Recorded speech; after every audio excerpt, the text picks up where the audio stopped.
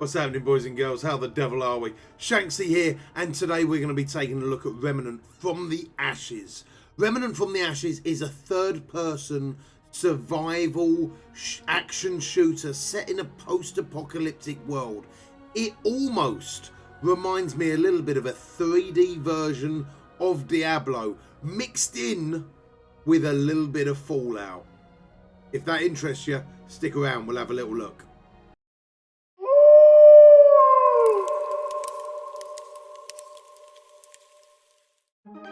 So, Remnant from the Ashes is brought to you by Perfect World in conjunction with Gunfire Games.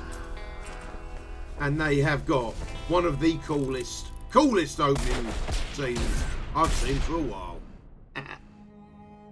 So, when you first start the game, you have got a decent amount of customization on your character with a variety of different heads, hairstyles, facial hair colour, eye colour, skin tone, scars and voice. So there is a decent amount of customization to load in with. Plus you've got the old randomised feature, which is always a good laugh. So loading into the game to start with, you're going to be met with this absolutely beautiful cutscene. But for the purpose of the video, I'm going to be cutting it short.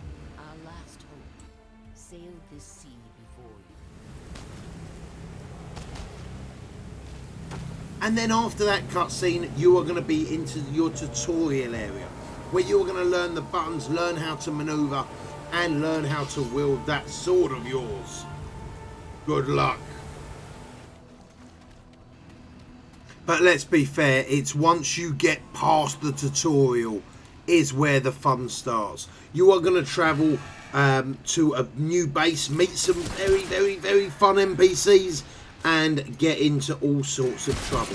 Now, Remnant is a co-op game of up to 3 players, so yourself and 2 others. And as more players join or leave, that increases or decreases the difficulty respectively.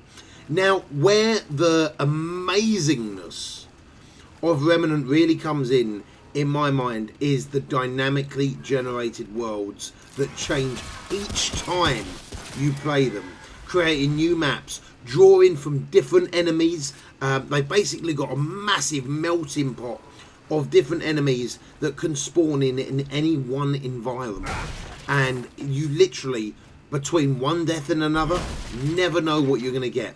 And this includes the way with boss fights as well. So just because you get to a particular boss fight doesn't mean that's going to be the boss there if you go through on a different playthrough, or if you go through on a harder playthrough. They will change every time. You might get a boss super early on, but your mate gets the same boss as the very last one. It genuinely all depends on RNG, which gives its replayability absolutely endless. They've got a ton of quest opportunities, in-world events, and it's got 4 very unique worlds filled with different monstrosities.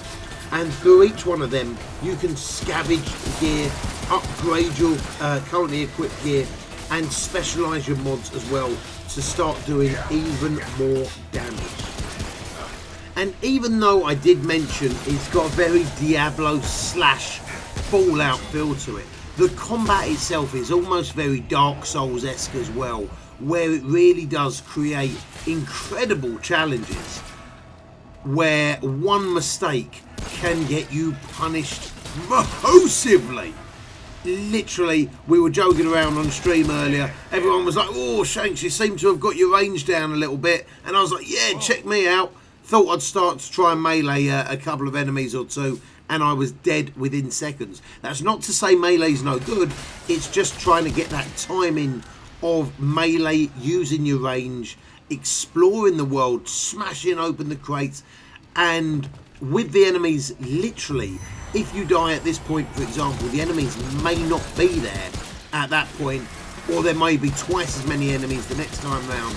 Really does give that tenseness to each and every time you go through to a new encounter, while all the time looking for new gear.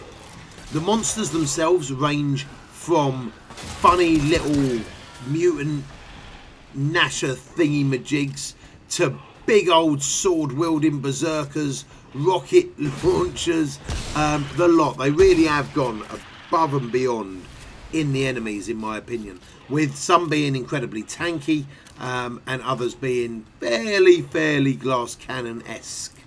But it's a huge amount of fun. The movement itself feels a little bit clunky at times, but the second you're moving around, you're getting into the swing of things, you actually forget about that very quickly. You can upgrade your stamina as you go as well to make it easier to go for more of a melee build or to run around each and individual maps every single time. But what about character customization and gear wise? Well, let's have a little look at that. And here's your main character screen. So there's a couple of different things to have a little look at. You've got your pistols, which you can then either upgrade, attach mods to them, and really just change the way that they work massively. Whether or not you're going to go for a high rounds per second or a big slugger, Dirty Harry style magnum, it's totally down to you. Then you've got your main weapon. Your main weapon is going to be equipped here. At the moment I've got a shotgun or a sniper rifle, and again you can put different mods on them. Now the mods you can also upgrade at one of the NPCs. Then you've got your melee. Now your melee, again upgraded with the scrap that you find throughout the world. You can also find these weapons and different weapons either through vendors or through various quests and random bosses that you encounter along the way. Now when you first start the game, you will have a choice of what style of character to go. I decided to go for the scrapper on my first playthrough, and I haven't regretted that shotgun for a single second. You've also got your inventory, guys, and your inventory are going to be your consumables that you're going to use whether or not you're going to stop bleeding with bandages, use adrenaline to increase your movement speed, or clear random negative effects such as infected with your tonic is totally down to you. You collect materials. Your main ones are scrap, iron, and the luminite crystals are incredibly rare as well, and you will use these to upgrade your guns, armor, and character throughout the world.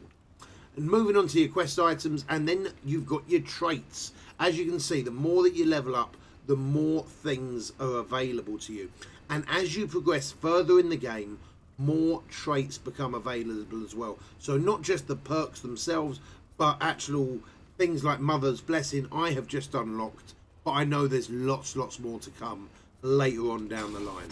So as you can see, you can level them up. Then you've got your map, which is fairly self-explanatory, and then your options, whether it be to change your graphics, video, anything like that is totally down to you. I would say the standard brightness, what I really like is it's dark, it's post-apocalyptic, but it's not too dark where you're straining your eyes and you can't see anything. All in all, I've got to be honest, I couldn't be more impressed with Remnant if I tried. It seems so much fun. The replayability is massive. The fact that you can get your buddies in, go co-op, or not worry about it and just go straight solo is absolutely awesome. The fact that there's just so much replayability in it, so many different types of weapons, and just such a cool vibe to this game. I really am thoroughly impressed. I think it's incredibly well done. Graphically, it looks really nice. It plays really nice. There's a huge amount of customization with your character, with weapons, with different builds. There's just a huge amount to this incredibly beautiful game. I am ever so impressed. So that is going to be it for me today, guys. I hope you've enjoyed the video. I hope it's given you a bit of an insight on what you should be looking for if you are interested in picking Remnant up. I hope this has helped make your mind up in one way or another. Guys, if it has, please don't forget, hit that like button, consider hitting that subscribe button as well, turning them notifications on to keep up to date with future game reviews, tons of Warframe, Marvel Strike Force content and Dead by Daylight. If you want to talk to me in person, you can leave a comment down below and I'll do my best to get back to you in as quick as humanly possible. If not, you can find me over at my Twitch page, which is www.twitch.tv/Shanksy, and I hope to see you over there, guys. But until next time, take it easy. Peace!